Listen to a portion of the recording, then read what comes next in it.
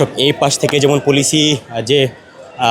পুলিশি যে আক্রমণের চেষ্টা, অপর পাশ থেকে কিন্তু আমরা দেখছি যে শিক্ষার্থীদের উদ্দেশ্য করে কিন্তু ধাওয়া দিচ্ছেন।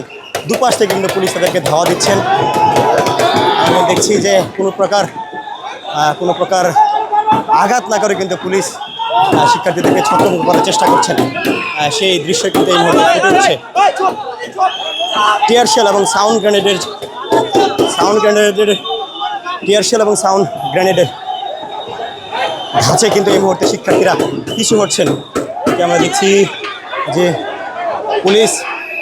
পুলিশ কিন্তু শিক্ষার্থীদেরকে নিবৃত করার চেষ্টা করছেন, পিছু হটানোর চেষ্টা করছেন।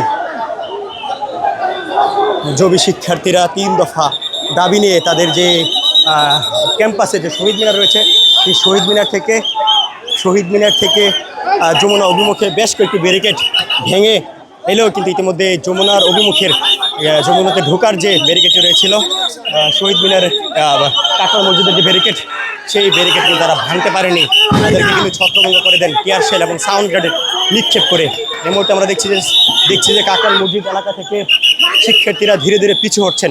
টিয়ার গ্যাসের যে ধাঁচ, সেই ধাঁচে কিন্তু আমরা দেখছি যে বেশ কয়েকজনের চোখ জ্বলছে।